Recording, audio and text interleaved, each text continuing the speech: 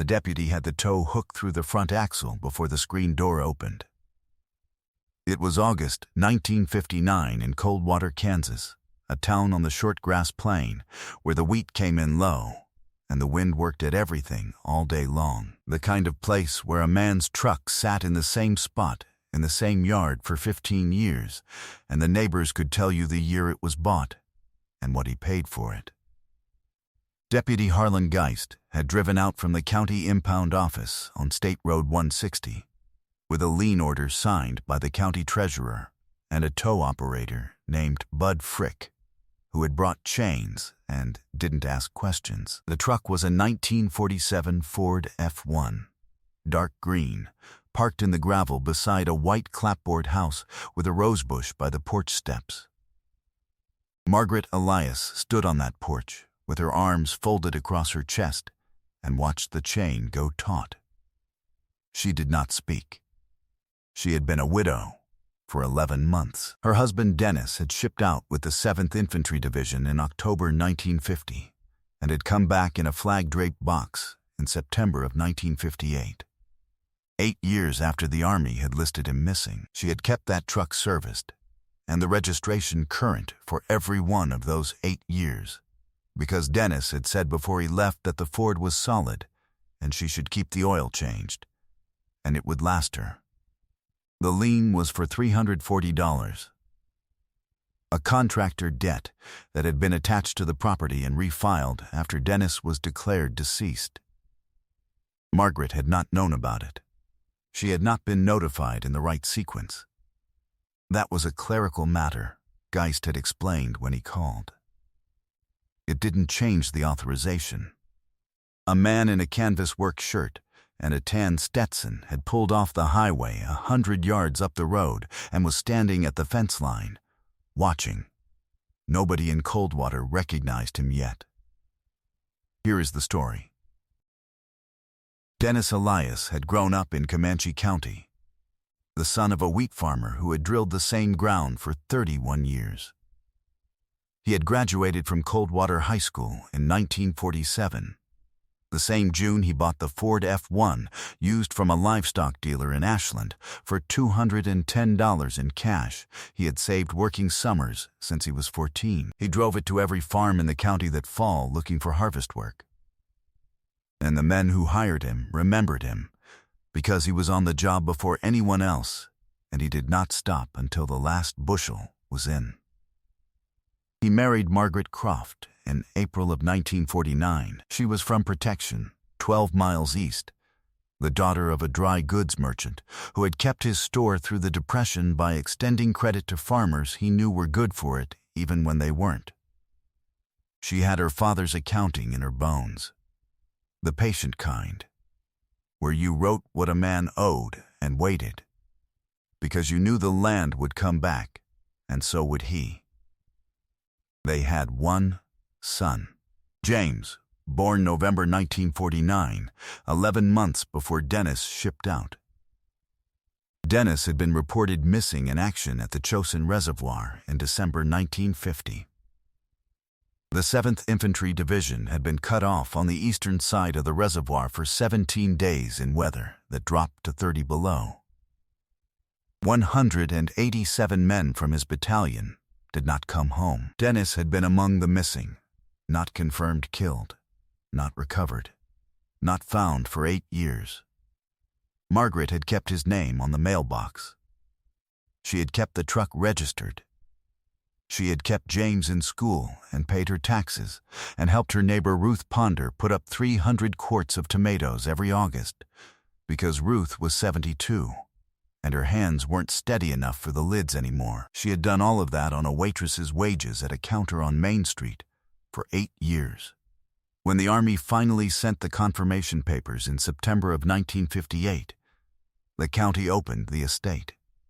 A contractor named Delmore Briggs had done foundation work on the property in 1952 and had attached an unpaid lien for $340 to the deed when his invoices went unanswered. Margaret had never received those invoices. They had gone to an address Dennis had listed on a service form, a cousin's place in Liberal he had never lived at. The lien had sat on the deed for 7 years, accruing penalties under a statute that did not require the property owner to be notified while a serviceman was listed as missing. The total due with penalties, $340. Geist had filed the paperwork in June. He had attached the truck as the most accessible unencumbered asset. He had sent the notice to the right address this time. He had given Margaret 60 days. The 60 days ended on a Tuesday in August. Bud Frick had the tow chain through the front axle and was climbing back into his cab. A woman named Carol Ames from 3 houses down had come out onto her porch and stood with her hand over her mouth. The hardware man from across the road was standing in his doorway with his apron still on. 2 boys on bicycles had stopped on the gravel shoulder of the road and were watching without moving. Deputy Geist was writing in his log. He was not unkind. He had explained it twice. He had the authorization in his front pocket, and he had done this the legal way, and he was finishing his paperwork. The tow truck's engine turned over. Have you ever watched something that belonged to a good man? Something he earned, something that was all that was left of him, get taken away by paperwork? Drop your state in the comments. I want to see where this story reaches. The man at the fence line was already moving. He had been watching since the chain went in. He came off the fence post slowly and walked up the shoulder of the road the way a man walks when the hard part is already decided and all that's left is the distance between him and it. He turned into the gravel drive and came up beside Frick's cab and put one hand flat on the door. He said, "Shut it off." Frick looked down at him. The engine idled. Shut it off. The engine went quiet. Deputy Geist came around from the far side of the truck. He had his logbook in one hand. He said this was a county matter and the authorization had been properly issued and there was nothing irregular about the proceeding. The man looked at him for a moment. Then he said, "Who gets the money?" Geist said the funds would go to the county treasurer's office against the lien and then to the contractor of record once the estate.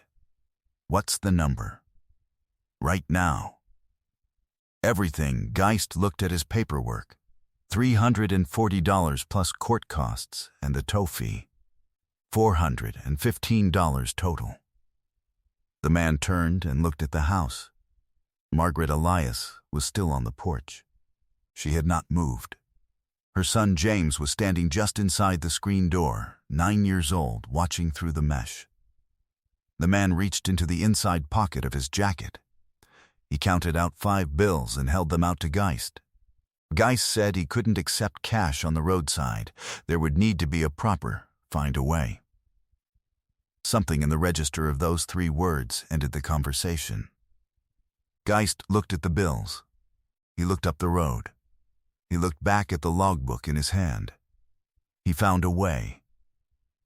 He wrote the receipt on a page from his log and signed it and noted the date and the property address and the amount received in full.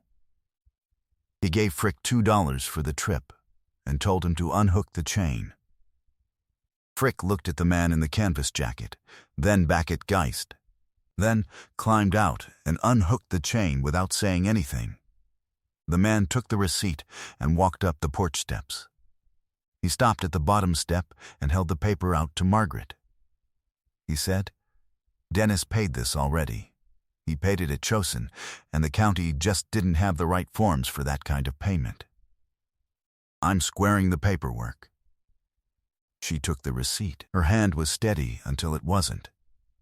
She looked down at the numbers, and then she looked up at him, and her mouth opened, and she didn't have words for it, and he didn't wait for her to find them.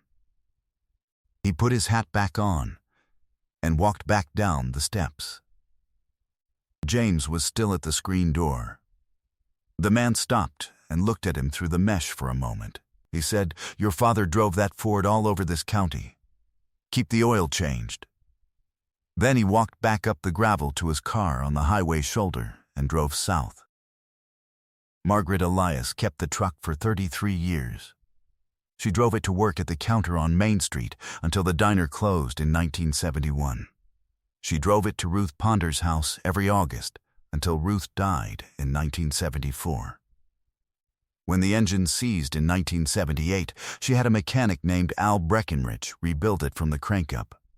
And when Al said it would run another 20 years, she said that was the idea. James Elias took possession of the Ford in 1992, when Margaret moved in with him and his wife in Pratt. By then, James had been farming 70 acres of dryland wheat north of Coldwater for 18 years, the same ground his grandfather had worked. And he drove the truck through every harvest of those 18 years, the way his father had driven it through the fields, looking for work in the fall of 1947. In 1994, a younger man named Curtis Webb came to James looking for harvest work. He was 23, newly out of the Army, first deployment back from the Gulf. He had a strained relationship with his own father and no particular plan, and James could see all of that and hired him anyway. Curtis worked for James for 4 seasons. In 1998, James sold him 12 acres at below market price on a handshake and told him to pay it back when he could. Curtis paid it back in full in 2003, and James took him to dinner, and that was all that was said about it. Curtis Webb farms 68 acres in Comanche County today. He has a son named Dennis. He didn't name him that on purpose. He said later that the name had just come to him the way right names do, the way you know something is correct before you finished thinking it. The 1947 Ford F1 is parked in a barn on James Elias's property north of Coldwater. The paint is the original dark green, gone thin at the hood and the cab corners from a lifetime of Kansas sun. James replaced the windshield in 2001 and had the seat recovered because the springs were through. The receipt that Harlan Geist wrote out on a page torn from his logbook on an August afternoon in 1959. $415, paid in full, a county road in Comanche County, Kansas, is folded inside the visor above the driver's seat, where Margaret put it the day it was handed to her. It has been there since. The light in the barn in the early morning comes through a gap in the east wall and crosses the hood of the truck and moves slow across the dark green paint. And for a few minutes before the day begins, it sits there the way light sits on things that have lasted. John Wayne never told anyone, not his production manager, not his co-stars, not a reporter, not in any interview, not in any letter that was preserved in the papers his family donated after his death in 1979. No one in Coldwater knew his name until Carol Ames from 3 houses down said it out loud as his car pulled back onto the highway, and by then he was already gone. He noticed the people a room had decided not to see. The ones the system had processed correctly and the paperwork had cleared and the authorization had been properly issued, and still something was wrong, and anyone who looked closely enough could see it. He would stop. He would look. He would do the thing that needed doing, and he would call it something other than what it was.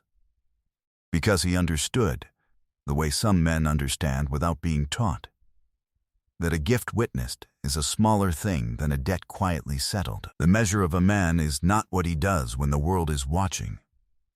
It is what he does on a Tuesday morning on a gravel road in Kansas when the paperwork is in order and everyone else has already decided there is nothing to be done. If this story reached you, share it with someone who needs to hear it. Subscribe if you haven't yet. There are more stories like this one, and every one of them deserves to be told. And unfortunately, they don't make men like John Wayne anymore.